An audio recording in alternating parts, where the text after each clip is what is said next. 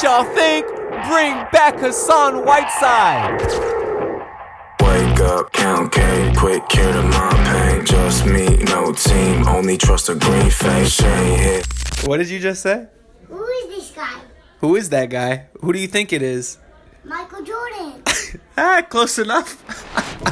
If y'all are still here after that intro, then you truly are goated, and I appreciate you. But welcome to the end of July, the time of the off season where we're allowed to talk about things that will never happen. And in this case, something that nobody wants to happen. Well, besides me, of course.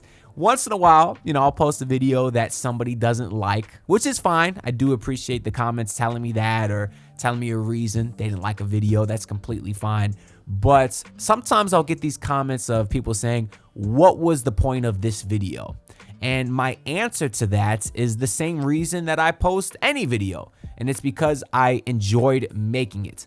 I think that's very important when becoming a YouTuber. You should always post content that makes you happy because then you're more likely to put maximum effort into that content and continue uploading consistently, which are two things very important to becoming successful on YouTube.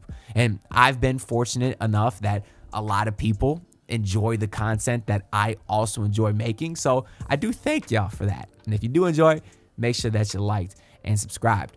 Although all those people that do enjoy my content, they might not enjoy this one because today I want to talk about Hassan Whiteside and my true thoughts on him. Of course, the topic of Hassan Whiteside has been trending on Twitter a little bit recently since he played in the Miami Pro League just a couple of days ago, and the photos of him looking swole as hell have been going pretty viral.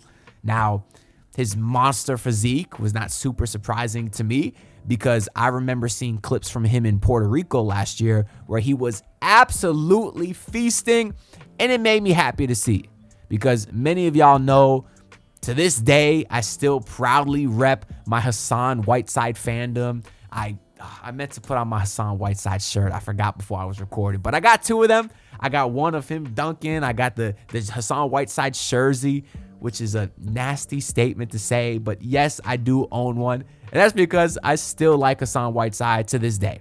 Truthfully, he's one of, if not my favorite Miami Heat player of all time.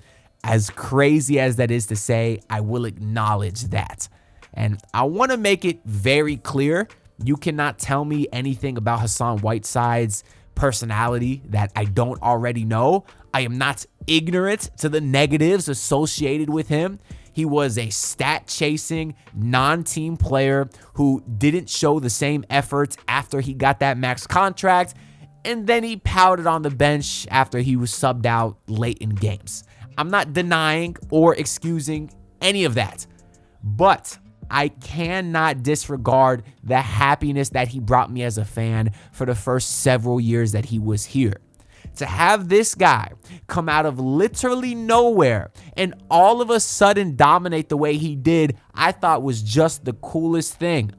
I remember I went to a game in early January of 2025 and Whiteside checked in. And I remember thinking, oh yeah, that's the new guy. He's played well in some garbage time games recently. And the game that I went to versus the Nets, Whiteside ended up finishing with a double-double and 5 blocks. And I swear, I remember thinking at the time, wow, this guy's not so bad. He may actually be an NBA rotation player in this league, one day. Maybe he could be a decent bench player one day. Well, not even 2 games later, he had 23 and 16 versus the Clippers and looked absolutely unstoppable. It was lob after lob, blocking everything, dunking on everybody's head. And I'm thinking, wow, that was a fun game by Whiteside. You might never get anything like that again. And then a week later, he had a triple-double versus the Chicago Bulls.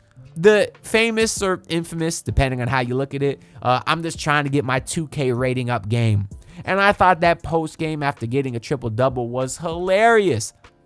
Because remember, I was a kid in high school at the time. That's back when I was playing 2K every single day. So to hear this guy dominate and say he wants to get his 2K rating up, I thought that was absolutely hilarious. And then the dominating performances, it's not like they stopped there. It was literally a week later.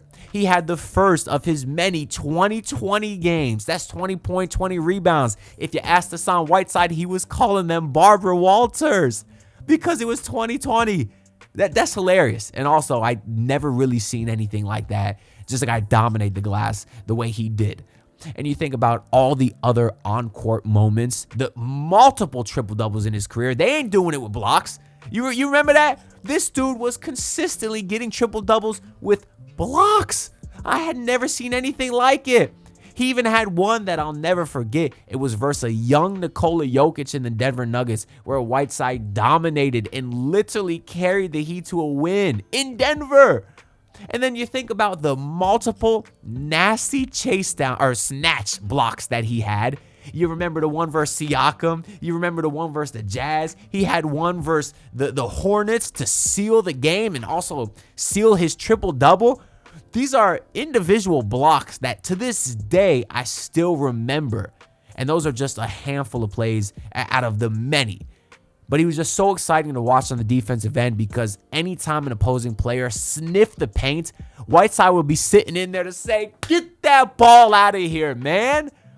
How can you not love the effort that he brought on the defensive end, just scaring the hell out of guys inside the paint? I used to say he would get hot blocking shots the way other guys would shooting threes. You know, we all know what it looks like when a shooter gets hot. You get 2, 3 threes in a row. Whiteside used to get 3, 4, 5 blocks in a row.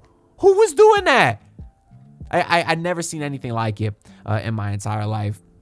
And then one day, you know, the offensive game, it just took a leap. I remember he started hitting fadeaways versus Boston in Boston. He came into the 2017 season. First game of the year, cashed a three-pointer. Second game of the year, cashed another three-pointer. He was 2 for 2 on the season. I'm thinking we're about to get the stretch 5 breakout season. And then he didn't shoot a 3 for the rest of the season, but he did shoot 2 of 2 from 3 that year. But point is, he was a guy that really started doing a lot out there out of nowhere. And I thought it was just the coolest thing to watch. And I thought it was super fun.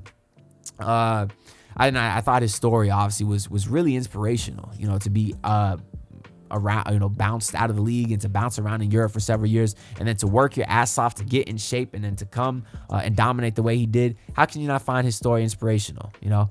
Plus, part of me did always believe that Spo really didn't let him off the leash enough. You know, we just talked about that 2017 season, started 2 of 2 from 3, and then Spo never let him shoot again. I'm not saying he should have taken a 3 a game, but maybe a couple threes a week, something. Let the big guy loose. I always felt like Spo should have maybe gave him some post touches. I know Whiteside didn't have the best hands, but he had incredible touch around the rim. I thought he had a very nice jump hook out of the post. The problem is they never ran any post-up touches for him. And I know that's when the league was transitioning sort of out of post players, but still, I thought Whiteside had the size and touch on that jump hook that he should have at least been getting 5 to 6 post-ups a game, and Spoelstra just refused to give him any, like at all. So I understood Whiteside's frustration at times. However, I did not agree with the way that he handled it. And even then, you know, Whiteside was actually pretty good the year after he got his max contract. He actually averaged 17 points per game and led the league in rebounds with 14 and played 77 games. So he was very, very available. It wasn't until that next year where things kind of went sour. So people forget that. Like, Whiteside was good after he got paid just for a year. And then, you know, things went bad, which coincidentally enough, the year that things started going south was actually Bam Adebayo's first year in the league. And I think that he kind of knew early on that, yeah, Bam was going to be their big man of the future, not Hassan Whiteside. Then, of course, Hassan Whiteside went to Portland. He was in the car yelling, "We got shooters!" And I remember, too, I actually went to the Heat game, Whiteside's first game back when he was with the Trailblazers. The whole crowd was chanting, "We got shooters." It was actually really funny. But I remember during the player intros, every single person in that stadium booed Hassan Whiteside, except for me. And number 21, Hassan Whiteside.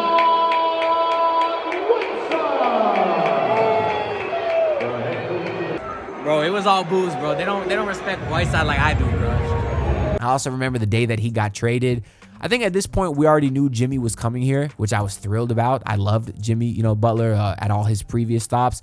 But then I think the framework ended up getting, official, where we knew they were going to send Hassan Whiteside, because if you remember at first, the Heat were going to trade Dragic, but then the Mavs, some confusion there. I don't know who remembers, but it eventually got confirmed that Whiteside was going to be shipped out.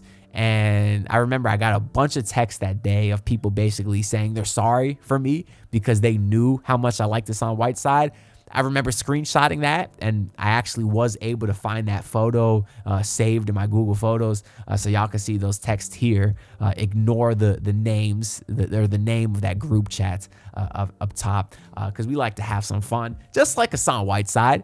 Think about all the funny moments off the court. You had the OGs, his little koi fish pond from Snapchat. You had the ready or not typo. You had him zooming around the locker room with Josh Richardson recording. Oh, what a funny guy. That was my guy, for real, man. I even thought it was funny the one time he beat up Alex Len. Do y'all remember that? It was one game versus Phoenix where Whiteside was dominating Alex Len, and then Len got mad. He shoved Hassan Whiteside, and then Whiteside came in, boom, dropped his ass, tackled him to the ground with textbook Jason Taylor form. So, and then the funny part, the off-the-court part, is the next day it was announced that Alex Len got a bigger fine than Hassan Whiteside. So Whiteside dominated Alex Len on the courts. He bust his ass once they got to the scuffle, and then he got the smaller fine. I just thought that was funny too. I don't know. I could go on and on about all the great Hassan Whiteside moments. I made multiple graphics of him back in the day. I once made a 2K cover, a fake 2K cover back in 2015 that went a little viral because I remember Ronnie 2K retweeted it back in the day. That got me very excited. And then as a lot of y'all know, in my childhood home back in Davie, where I grew up, I still have my Big 3 poster hanging, except back in the day, I covered up the picture of LeBron with a picture of Hassan Whiteside.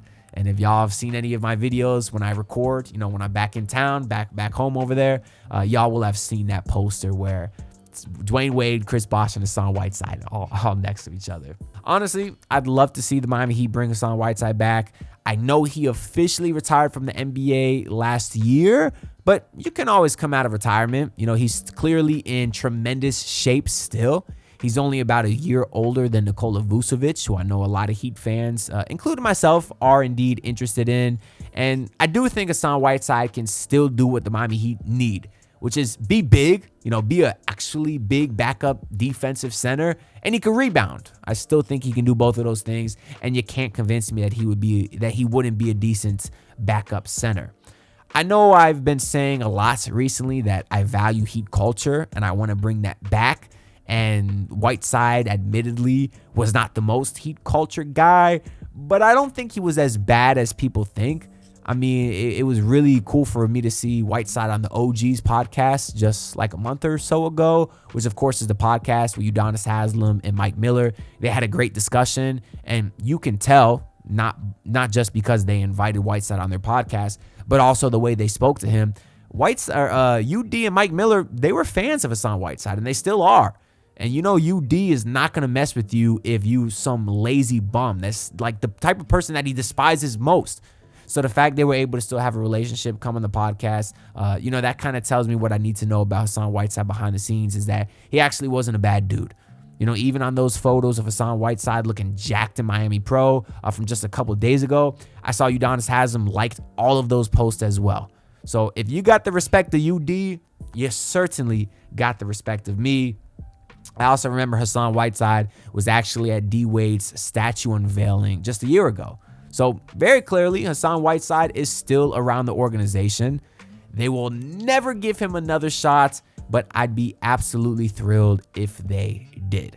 But let me know all your thoughts down in the comments below, or don't, because I'm sure I'm the only one that would like Whiteside back. But hey, we all know there was at least some good times, so maybe drop some of your favorite Whiteside memories or plays down below, because I'm very curious to hear what y'all think, and we can reminisce together.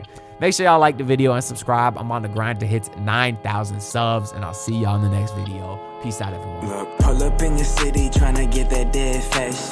Do it on my own, I don't need no dead weight. Had to kill him off, yeah, I need a head space. This homegrown bitch don't offend me.